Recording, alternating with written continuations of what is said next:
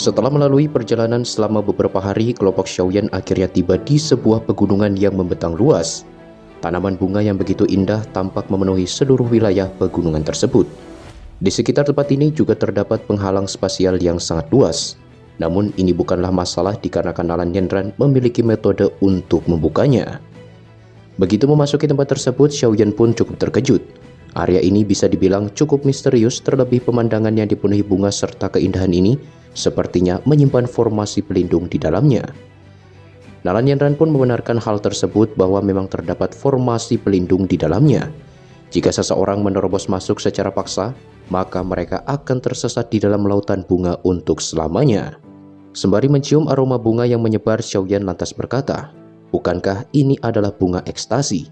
Tidak disangka di tempat ini terdapat begitu banyak bunga-bunga langka yang bahkan sangat sulit ditemukan di dunia luar." Untuk mempersingkat waktu, mereka lantas segera melanjutkan perjalanan menuju puncak gunung yang terletak di ujung lautan bunga. Dari kejauhan terlihat ada begitu banyak bangunan megah yang berdiri kokoh di atasnya.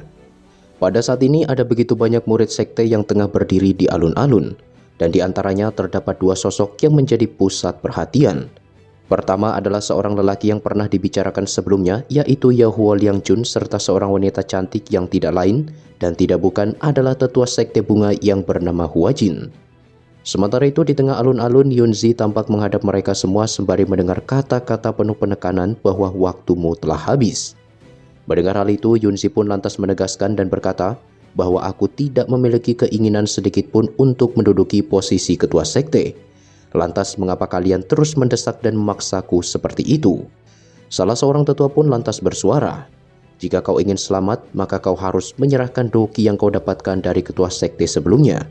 Kala itu aku sudah bermurah hati untuk menerimamu, namun tak kusangka kau begitu berani untuk mengambil posisi tertinggi di dalam sekte bunga kami." Yunzi mengatakan, "Seandainya aku tahu bahwa Nenek Hua adalah pemimpin dari sekte bunga, maka aku tentu tidak akan ikut campur dan menyelamatkannya." Mendengar hal itu, Huajin pun lantas menjawab, "Apakah menurutmu masalah ini akan berakhir begitu saja?" Tanpa basa-basi, Huajin lantas mengajak kekasihnya untuk memberikan pelajaran kepada Yunzi.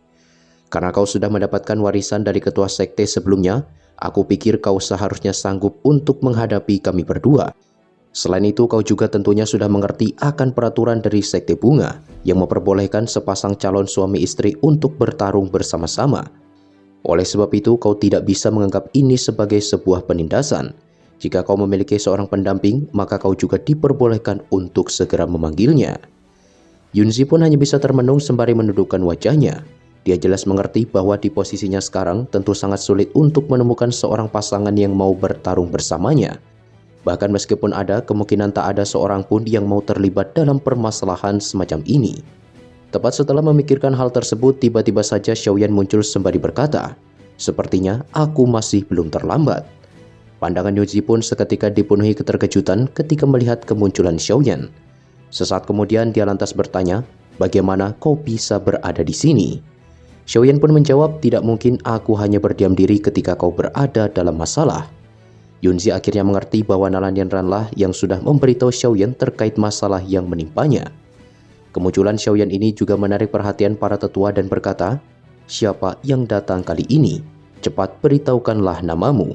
Berani-beraninya kau menerobos masuk ke dalam sekte bunga kami." Xiaoyan pun perlahan menangkupkan kedua tangannya sembari berkata, "Kalian bisa menganggapku sebagai teman Yunzi." Mendengar hal itu, Yahua yang berada di samping Huajin pun seketika bersuara dan mengatakan, "Hanya seorang dozun bintang 2 saja berani bertindak kurang ajar di tempat ini. Aku pikir kau sudah benar-benar bosan dengan hidupmu."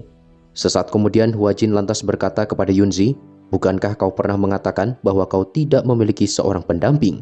Tidak disangka sekarang kau memanggil seseorang untuk datang membantumu. Namun tak masalah, karena dengan begitu maka tidak ada alasan lagi bagimu untuk mengatakan bahwa aku sebagai ketua sekte muda telah menindasmu dalam pertempuran ini. Karena itulah aku akan mengizinkanmu untuk bertarung bersama bocah itu, tetapi dengan syarat. Jika kau kalah, maka kau harus menyerahkan doki yang diberikan ketua sekte sebelumnya."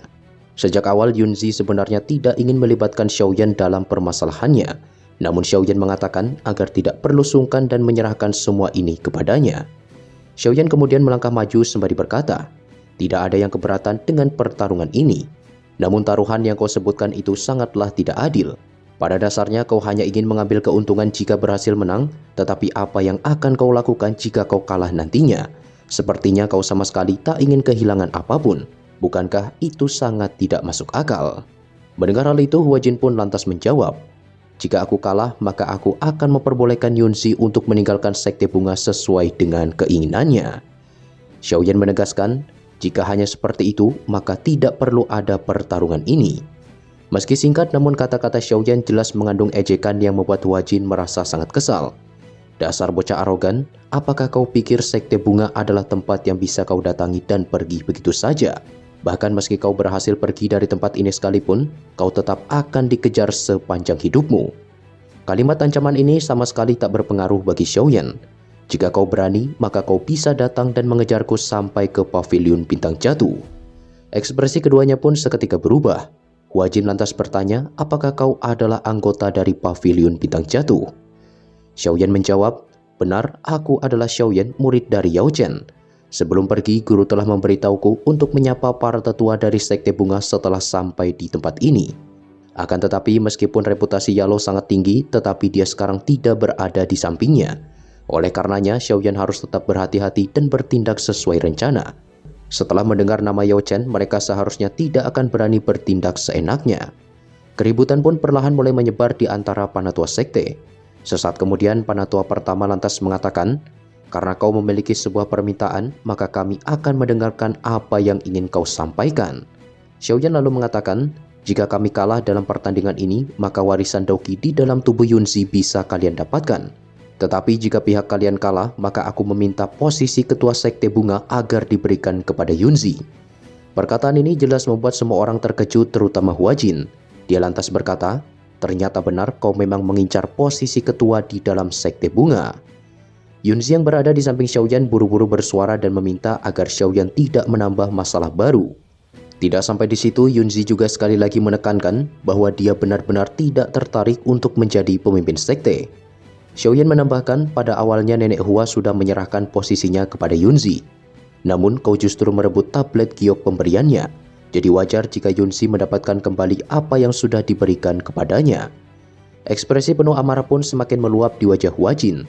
Dia lantas bergumam, "Akulah yang sudah berkorban banyak demi mengikuti ketua sialan itu selama bertahun-tahun. Siapa sangka dia justru memilih orang lain dan berakhir seperti ini."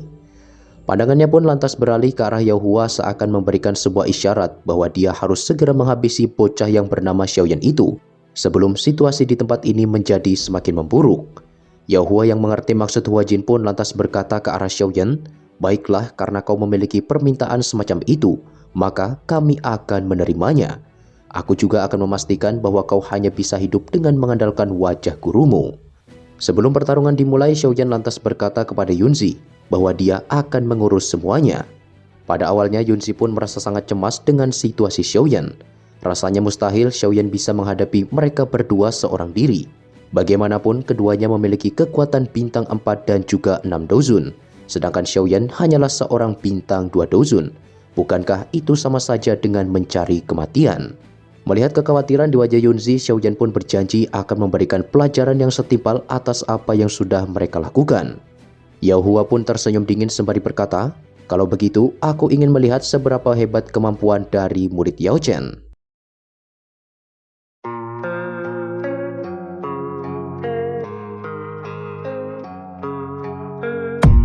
I don't really know what comes next. I'm just doing my best, even though I'm so stressed out. Everything just feels like a test that I fail, so depressed when I can't seem to get out. But something